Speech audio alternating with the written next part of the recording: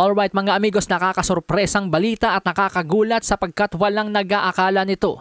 Unified World Welterweight Champion Terence "Bud" Crawford aakyat ng 2 dibisyon to challenge former IBO World Champion Chris Eubank Jr.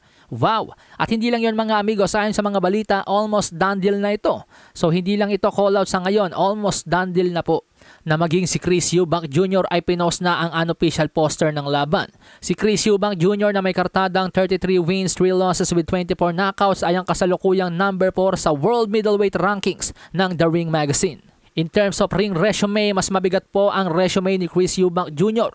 kesa sa sinasabing iniiwasan daw ni Terence Crawford na si Jaron Boots Ennis, sapagkat si Chris Eubank Jr. po mga amigos ay nakasagupa na ang ilan sa mga nakalaban ni Jaime Munguia, Demetrius Andrade at Saul Canelo Alvarez, tulad na lamang nila Billy Joe Saunders, Liam Smith, Liam Williams at Gary O'Sullivan. Kaya naman ang ibig sabihin nitong hakbang na ito ni Pound for Pound King Terence "Bud" Crawford sa aking opinyon mga amigos ay upang mas palapitin or i-close ang gap nila ni Super Middleweight Undisputed Champ Saul Canelo Alvarez. Kasi sa ngayon mga amigos, dahil sa napakasablay na performance at nagmukhang na mera lang itong si Jermell Charlo sa naging laban niya kay Saul Canelo Alvarez noong nakaraang taon, napakahirap pong ibenta ng Crawford versus Canelo dahil ang pumapasok sa isip ng tao, kung yung Junior Middleweight Undisputed Champion nga na si Jermell Charlo nagsasasalag lang kay Canelo para makatapos ng 12 rounds at magkapera, ano pa kaya ang gagawin ng isang welterweight na si Terence Crawford kay Canelo?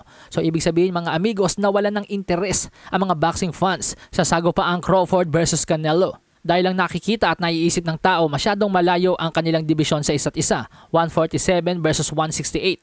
Kaya naman ang diskarte ngayon ni Terence Crawford dumikit muna sa 168, kaya siya aakyat ng 160. Tetestingin ang kanyang kakayanan sa 160-pound division at kapag naging impresibo ang kanyang performance dito, natural mapapasabi ang mga tao na hindi talaga imposible na talunin ni Crawford si Canelo. Tataas ang public demand sa sagupaang Canelo versus Crawford. So napakatalinong galaw yan mula kay Terence Crawford mga amigos, bagamat mas gusto ko pa rin makita yung Crawford versus Jaron Ennis kesa sa Crawford versus Eubank Jr. Palasahin ang baraha, patunayan mo sa akin ha, sino man ang mabuno